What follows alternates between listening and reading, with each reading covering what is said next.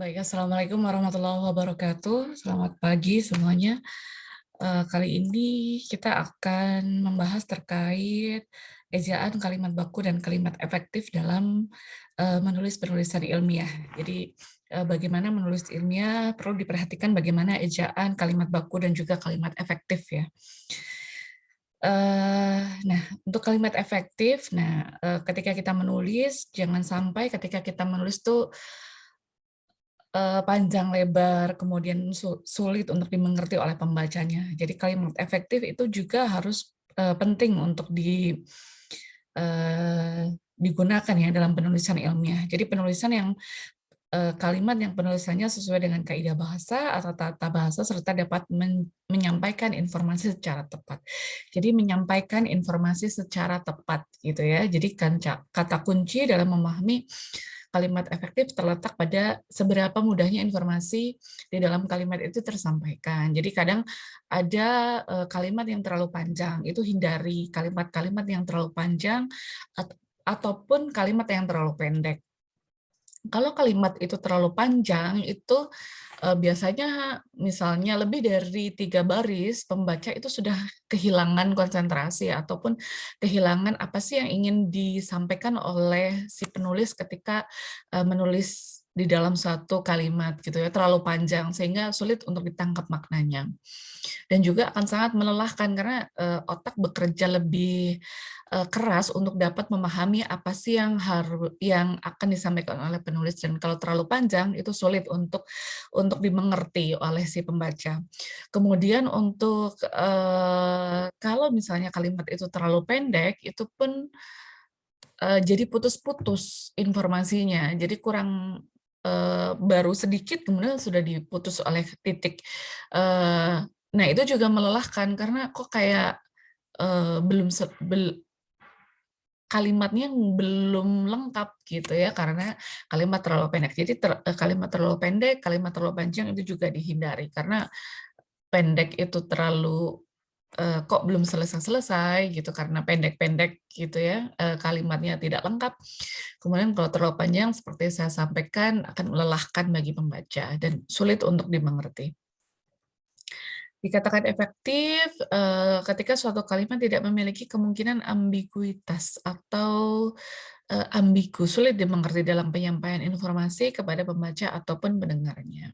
Nah, kemudian untuk kalimat baku, di dalam menulis penulisan ilmiah itu juga kita harus memperhatikan kalimat baku. Kalimat yang memiliki kesesuaian dengan kaidah bahasa Indonesia yang baik dalam diksi ataupun pilihan katanya, struktur kalimat ataupun ejaan. Jadi jangan menggunakan kalimat-kalimat ataupun pilihan kata yang terlalu populer, karena ini adalah bahasa ilmiah. Jadi menulisnya pun dengan struktur ataupun pilihan-pilihan kalimat yang ilmiah. Bagaimana kalian untuk bisa mengkondisikan ya, untuk selalu punya diksi? Biasanya ketika menulis bingung nih, menulis dengan pilihan kata apa. Nah, dengan banyak membaca jurnal, buku ilmiah gitu ya, secara otomatis kalian di dalam otak memproses ketika menulis lebih mudah untuk bisa merangkai kalimat dengan menggunakan diksi-diksi atau pilihan kata yang ilmiah juga gitu. Ini harus diperhatikan. Apalagi ya, kalian itu dituntut untuk membuat kalimat dengan sendiri ataupun dengan parafrase. Ketika kalian parafrase, itu juga sangat ditentukan oleh pilihan kata, ya kan? Jadi, jangan hanya, yang saya, tekankan, jangan hanya copy paste dari jurnal ataupun buku. Kalian harus mempunyai kemampuan untuk bisa menulis ulang dengan tidak merubah isinya dengan melakukan strategi parafrase. Nah, ini adalah ciri-ciri kalimat efektifnya. Kalimat efektif ada subjek, ada predikatnya ya. Jadi jangan kata-kata sambung ada di awal kalimat seperti sedangkan, dan, meskipun, itu hindari di awal kalimat karena itu kan memang fungsinya sebagai kata sambung, menyambungkan antar anak kalimat gitu.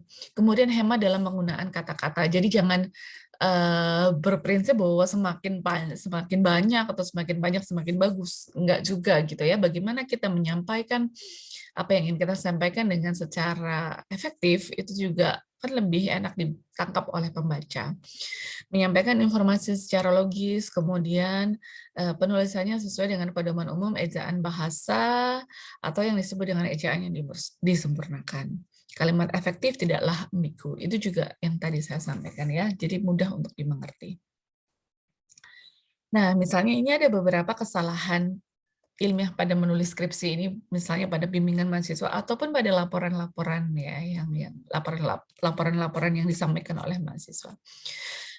Ada beberapa hal-hal yang mungkin terlihat sepele, tapi ini harus kalian perhatikan. Misalnya penulisan huruf kapital. Kalian harus memperhatikan mana sih yang harus kapital gitu ya. Di dalam materi dulu kalian belajar bahasa Indonesia juga perlu diperhatikan ya. Penulisan huruf kapital, cetak miring untuk kata-kata asing, kata-kata misalnya spesies ataupun kata-kata kata-kata asing yang memang belum disepadankan dengan bahasa Indonesianya sehingga harus digunakan, itu juga harus menggunakan cetak miring. Kemudian ini sering banget di mahasiswa, di yang mana yang dipisah, di yang mana yang digabung ya, ada di yang dengan kata tempat dipisah atau sebagai kata kerja yang digabung, itu kalian sudah harus otomatis sudah tahu bagaimana penggunaannya. Kemudian kalimat disusun minimal paling tidak ya, tapi kalimat lengkap.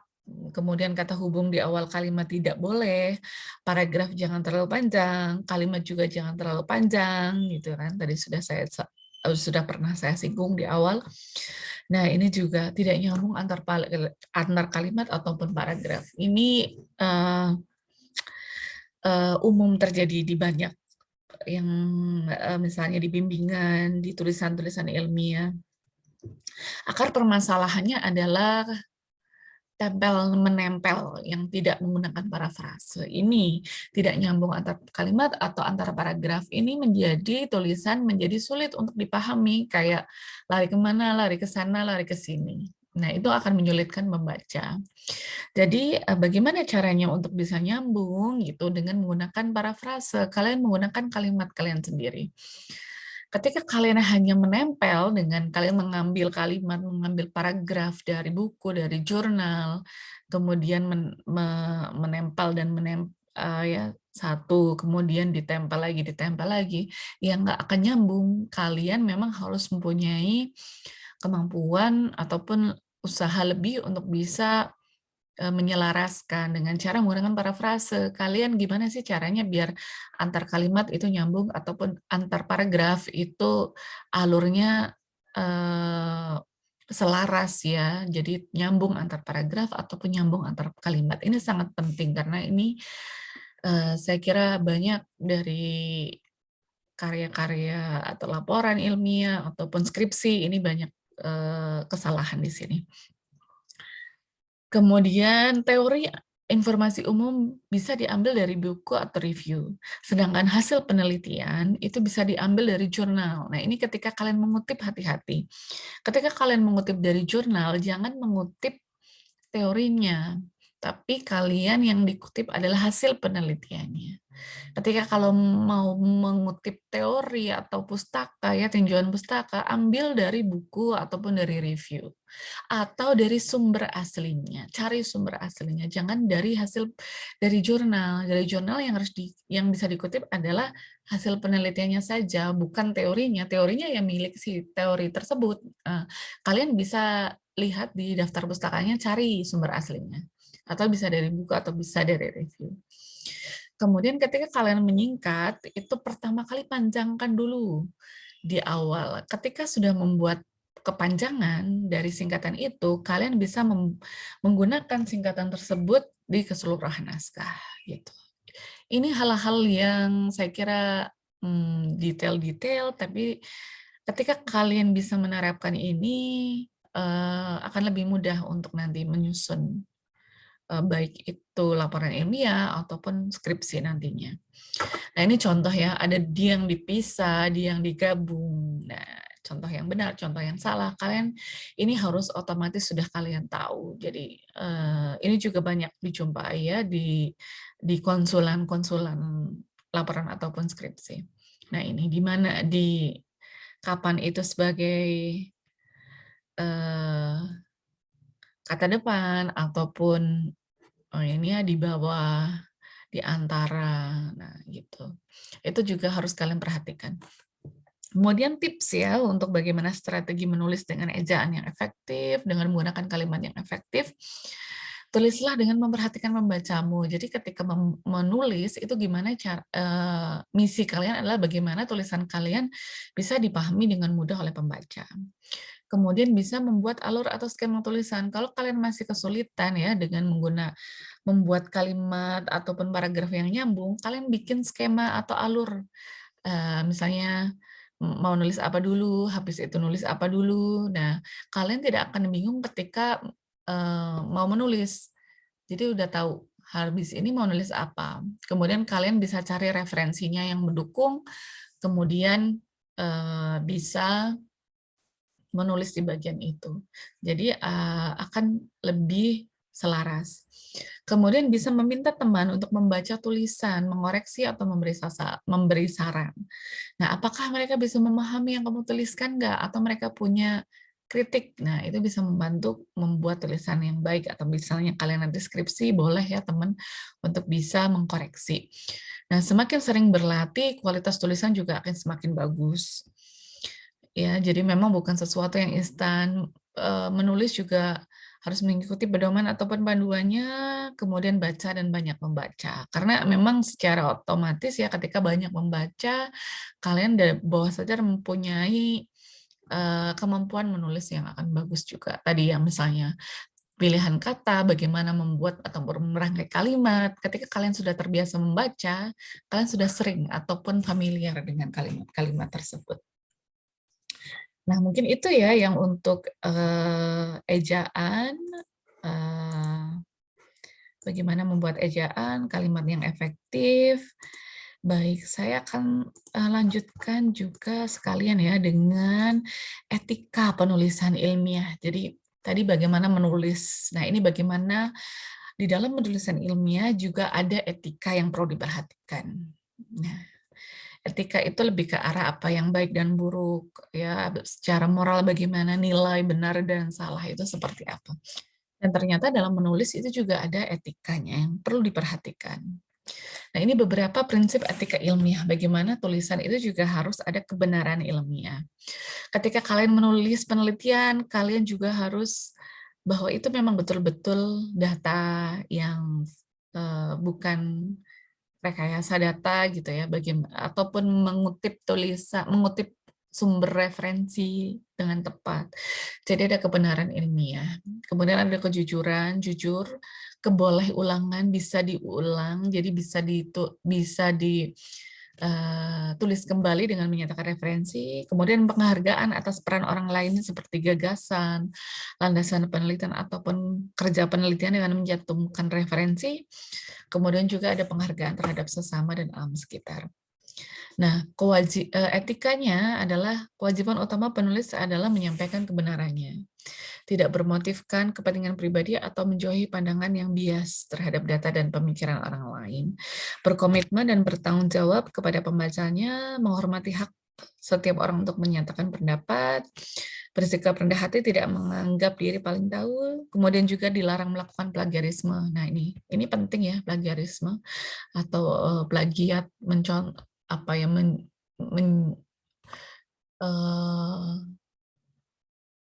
plagiarisme mengklaim punya orang dengan punya kita sendiri. Nah, kemudian tidak menulis berdasarkan prasangka, tidak boleh nah ini penting juga. Tidak boleh mempublikasikan tulisan yang sama ke penilaian. Jadi kita nggak boleh, misalnya kita mau submit jurnal ilmiah kita, tidak boleh mensubmit tulisan yang sama pada 2 jurnal. Ataupun kalau sudah terbit, kemudian kita kirim lagi ke jurnal yang lain agar bisa terbit. Itu juga tidak, itu melanggar etika. Kemudian mencantumkan identitas dan latar belakang yang jelas juga penting. Nah, ini ada beberapa ya pelanggaran etika publikasi yang harus diperhatikan.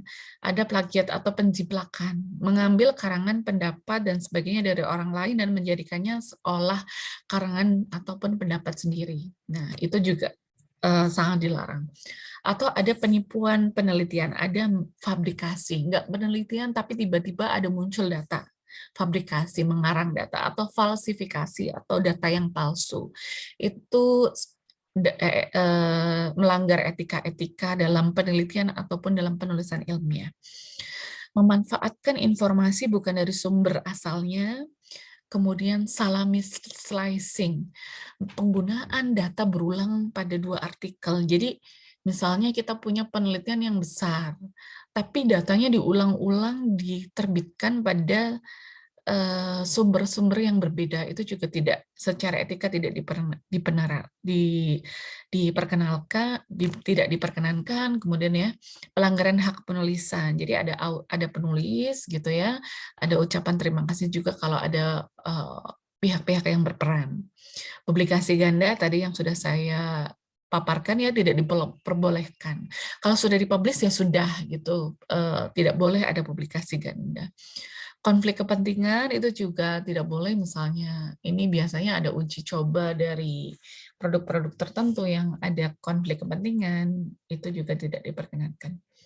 Ini ya, pelanggaran pemalsuan data, manipulasi data, plagiat, baik ide, konsep, kata-kata, kalimat, kolaborasi ilegal, ataupun tidak berperan, ini misalnya tidak berperan tapi minta dicantumkan dalam autor ataupun dalam penulis. Nah, termasuk nih ya, ketika kalian menulis tugas, laporan, tidak berperan tapi menuliskan nama, itu juga sebenarnya secara etika tidak diperkenankan. Nah, ini academic dishonesty atau ketidakjujuran dalam akademis atau scientific misconduct. Fabrication tadi itu mengarang, presenting unsubstantiated fact for data. Jadi nggak ada datanya tapi ngarang. Ataupun falsifikasi, ini pemalsuan atau hanya memilih data tertentu untuk menampilkan hasil yang diinginkan. Misalnya nggak signifikan atau apa, tapi bagaimana caranya supaya sesuai dengan kemauan kita hasilnya, itu juga tidak diperkenankan. Jadi hasilnya seperti apa ya memang harus disampaikan hasil penelitian, walaupun tidak sesuai dengan harapan gitu ya, tetapi kejujuran dalam melakukan penelitian dan juga menyampaikan informasi dalam laporan. Misrepresenting evidence, kesalahan menyampaikan bukti, fakta, ataupun authorship atau ini ya kepemilikan. Siapa sih yang menulis itu gitu ya, itu juga penting. Nah, plagiarisme presenting another ideas without attribution. Jadi menjiplak gitu, itu tidak diperbolehkan. Nah, ini plagiarisme ya, mengambil hasil karya ide seorang atau disampaikan ke orang lain seakan-akan itu hasil kerja kita sendiri, baik sengaja ataupun tidak. Nah, ini ada yang keseluruhan, ada sebagian besar ide pokoknya, dengan menggunakan kata sendiri, tidak menyebutkan sumber, ataupun mengambil milik sendiri atau self-plagiarism. Ini jenis-jenis plagiarism. Jadi menjiplak itu juga tidak diperkenankan ya. Jadi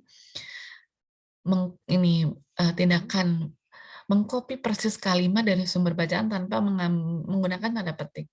Ketika mengcopy persis kalimat, itu pakai tanda petik. Kemudian kasih referensinya. Mengcopy kalimat yang sama, tapi mengganti beberapa kalimatnya tanpa menyertakan pemilik kalimat. Jadi kayak jadi klaim merupakan ide atau kalimat kalian sendiri, itu tidak diperkenankan. Memberikan informasi yang salah mengenai sumber pemilik kalimat. Nah, misalnya kita menulis, tapi referensinya bukan itu, bukan itu juga tidak diperkenankan. Mengcopy tabel atau gambar tanpa menyertakan siapa pemiliknya. Jadi ketika mencantumkan gambar, tabel, sumber-sumber ilmiah juga tampilkan sumbernya. Siapa sih? Jadi itu adalah bentuk penghargaan kita terhadap karya-karya ilmiah orang lain. Nah, mengapa orang melakukan plagiarisme ini, plagiat ini? Ada yang tidak tahu bahwa itu merupakan plagiat. Jadi dia melakukan tetapi tidak tahu bahwa itu merupakan tindakan yang tidak diperbolehkan dalam akademik. Atau don't know how, tidak tahu bagaimana plagiarisme, tapi tidak tahu bagaimana cara menghindarinya. Jadi kalian juga harus tahu ya bagaimana cara menghindari plagiarisme, tahu tapi tidak peduli. Nah, ini dia. Ada beberapa kenapa orang menggunakan plagiarisme. Padahal di Undang-Undang Sisdiknas sudah ada undang-undangnya, jadi memang harus hati-hati ya. Bagaimana caranya menghindari plagiarisme? Jadi, menyatakan secara jelas dan benar setiap kita menggunakan ide dan pendapat orang lain. Hindari pengulangan narasi yang sama, terutama untuk hal-hal yang original. Tuliskan referensi untuk setiap informasi yang bukan hasil riset. Kalau memang itu memang punya orang lain, ya cantumkan referensinya. Gunakan tanda kutip setiap kali menggunakan kata-kata dari penulis yang lain. Nah, kalau kalian mengutip yang sama dari sumber orang lain, berikan tanda kutip plus tetap menyebutkan sumbernya. Kemudian melakukan parafrase. Nah, ini yang paling untuk menghindari plagiarisme. Melakukan parafrase dan tetap menyebutkan sumber. Ini yang selalu saya sarankan ke teman-teman mahasiswa. Karena misalnya ada software yang mendeteksi plagiarisme. Sangat canggih ya, mereka bisa mendeteksi ini dari sumber mana kalian mengcopy paste. Dengan cara parafrase atau mengubah dengan kalimat sendiri, tetapi dengan menyantumkan sumber, nah itu akan bisa mencegah terjadinya plagiarisme. Nah, ini beberapa fasilitas untuk mengecek. Nah, gitu. Itu adalah etika-etika yang perlu saya sampaikan sebelum kalian nanti ke skripsi ya. Paling utama itu nanti juga harus diperhatikan bagaimana untuk etika-etika, baik etika penelitian maupun etika publikasi dengan menulis penulisan ilmiah. Mungkin itu ya, bagaimana menulis kalimat dengan efektif, kalimat baku, dan juga bagaimana etika, baik itu melakukan penelitian ataupun ketika menulis dalam publikasi ilmiah. Mungkin itu saja materi untuk 2 materi ya, pada menulis ejaan, kalimat baku, dan kalimat efektif, dan juga etika dalam penulisan ilmiah. Mudah-mudahan ada manfaatnya dalam materi kali ini. Saya tutup. Sekian. Assalamualaikum warahmatullahi wabarakatuh.